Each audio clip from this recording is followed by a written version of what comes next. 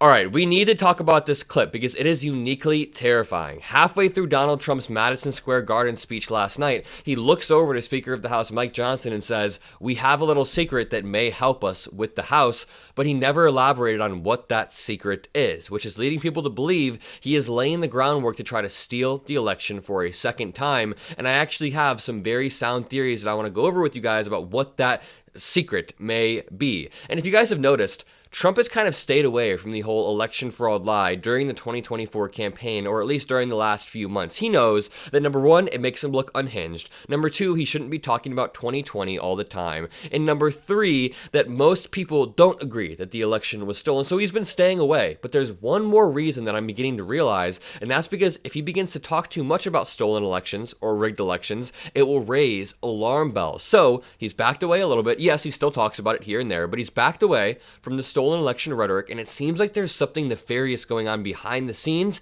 substituting that. So with 8 days to go, we have no time to waste. Make sure you drop a like, subscribe, drop some blue hearts, because this video is quite important. So much terrifying stuff happened last night between Tucker Carlson, between the Puerto Rico joke, between somebody calling Hillary a B word, that this clip almost flew under the radar, but this may be the most terrifying moment of the night, even more terrifying than Don Jr. shaking up on stage. So before we break this down, I just want to lay the groundwork with what's been happening in America lately. We just got this article today. U.S. intel says insider threats are likely during the election. Not outsider threats, insider threats. A government memo reviewed by Wired states that the insider threats could, quote, derail or jeopardize a fair and transparent election process. And I just want you to keep in mind, Trump looks over to Speaker of the House Mike Johnson, says they have a little secret that will help them with the House, and they can't tell anybody until after the election. I'll play the clip in 1 second, but in that clip, they are implying they are going to mess with the electoral process in some way, and we have reports saying the same thing.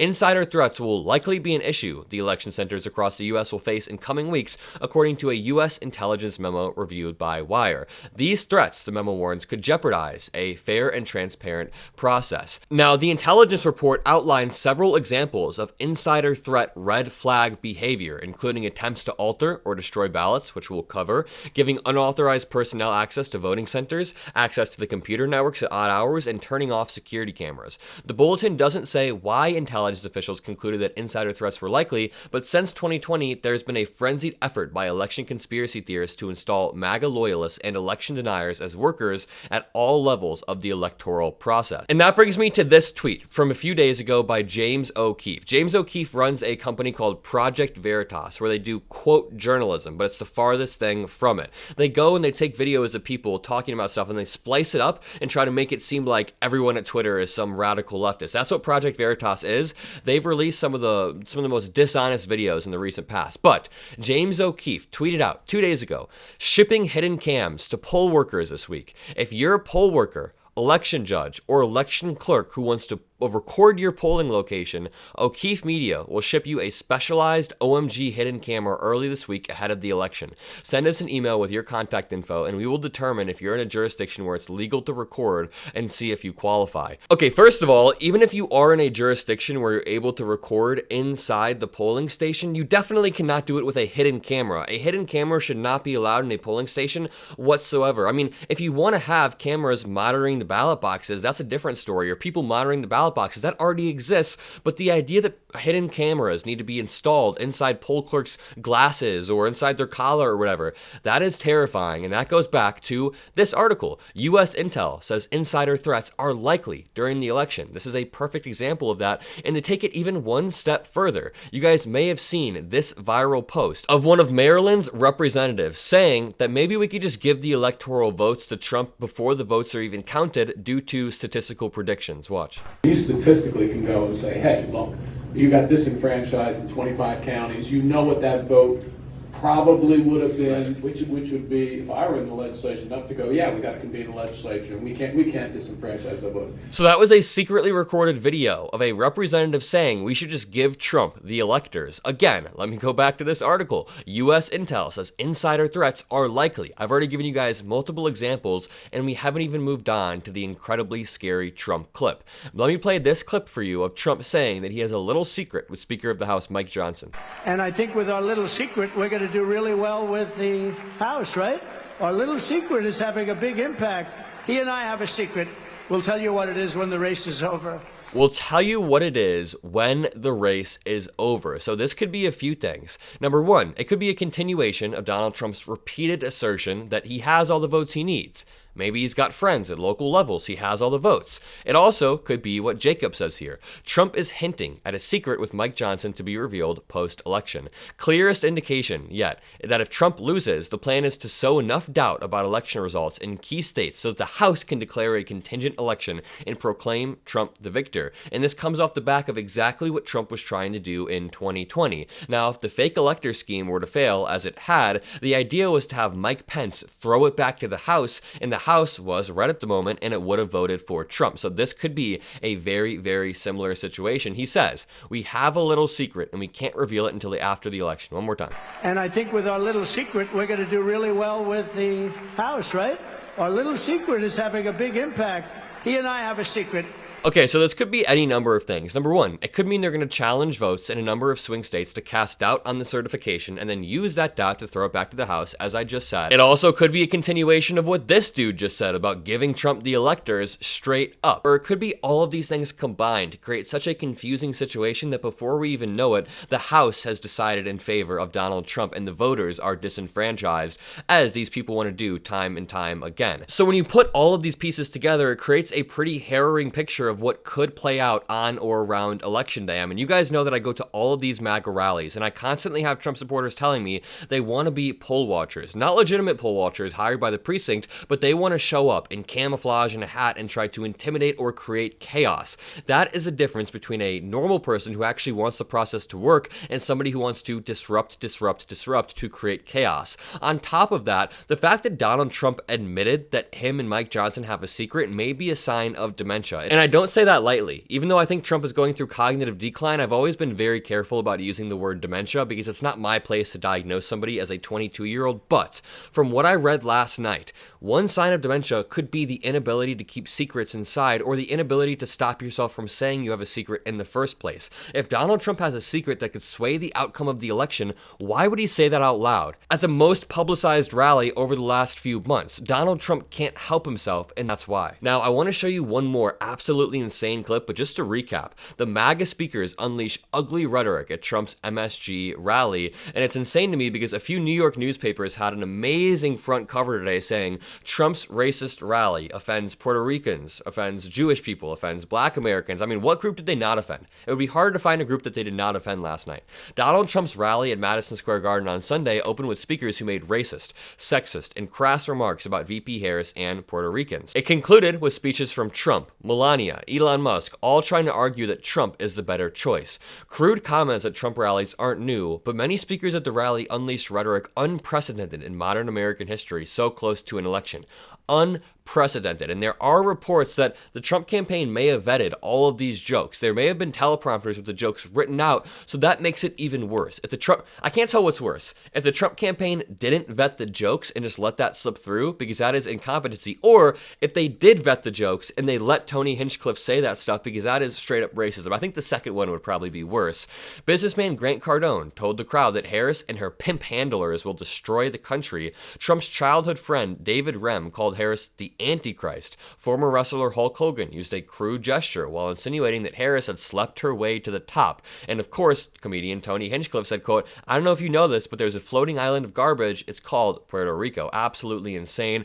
Other speakers talked about, quote, effing illegals and called Hillary Clinton a, quote, sick son of a bitch. Trump told the crowd that the U.S. is now an occupied country. Let's go over to a few clips that were posted by the Kamala Harris Rapid Response account. These are the clips that they will most likely be using for ads because they're already posting these clips. I know many of them. It's just this amorphous group of people.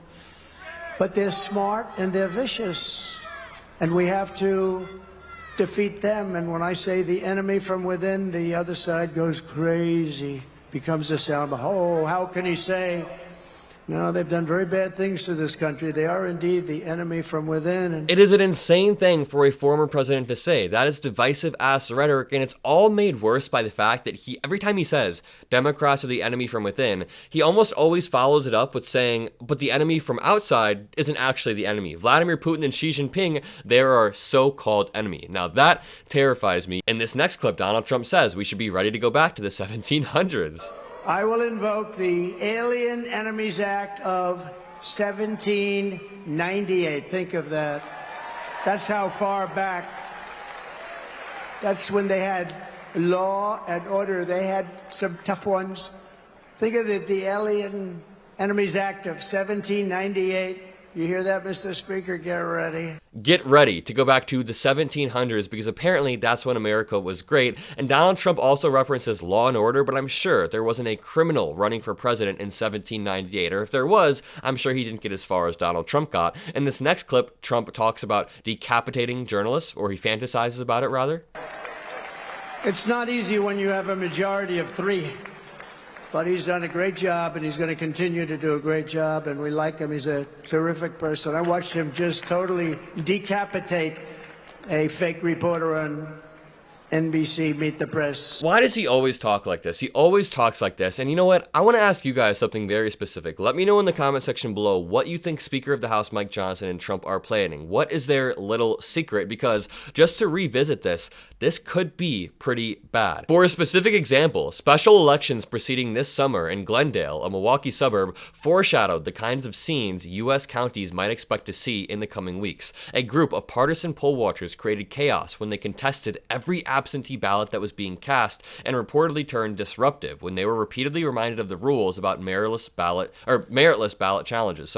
Glendale's mayor told CNN, quote, "It certainly gives us pause about what we'll see later." So again, we could see groups at a local level trying to create chaos in different counties, and that could compound into a national effect where Trump uses that confusion, leverages that national confusion to take the election through Speaker of the House Mike Johnson's power. Quote, "These documents are not typical election threat intelligence," says Ryan Shapiro, the executive director of Property of the People. Quote, "The documents are unmistakably the product of a radically heightened threat environment due to January 6 and Trump's unambiguous incitement of his followers to election and immigration-related violence. What were once considered sleepy and mundane administrative roles in the government have now become subjects of intense scrutiny and are now more important than they've ever been because these people have a lot of pressure on them." And you know, I want to end this off by talking about a few things. Number one, the threat that Donald Trump poses to our free and fair elections. I went to Donald Trump's Madison Square Garden rally yesterday, and everybody there only trust Donald Trump. They don't trust anybody around them. So the thing is, if Donald Trump was able to successfully create all of this confusion, all of this chaos, and his supporters would follow him every step of the way. I want to finish off by reading this excerpt of an article titled "Kamala Harris's Closing Argument," and it perfectly describes Trump's absolutely insane rallies in a way that I've never really thought of them before. When Kamala Harris appears on stage, to ear-splitting cheers, the rally turns into a throwback to a more conventional time. She is a strong stump speaker, and she improvises confidently. Quote, "You guys are at the wrong rally," she responded recently. "I think you meant to go to the smaller one down the street." Unlike Mr. Trump, Miss Harris smiles and laughs, warmly and often, but here's what I found interesting. I've never heard it said this way.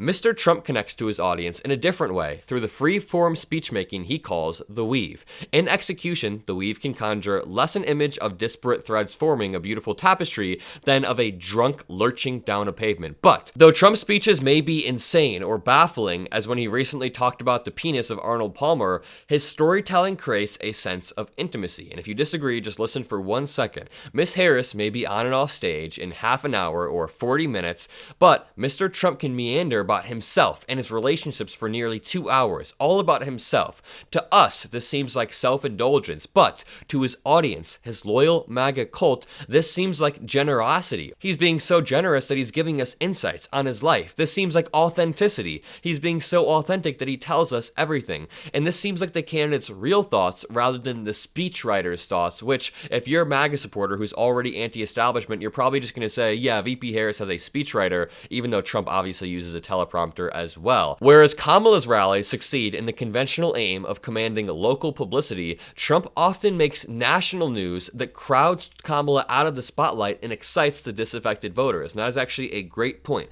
Trump can say something so wild at the most boring town hall that CNN is covering that later because it's wild. You have to be covering this stuff and debunking it, and that is what we do on this show. If you appreciate what I do, make sure you drop a like, subscribe, have a great rest of your day, and peace out.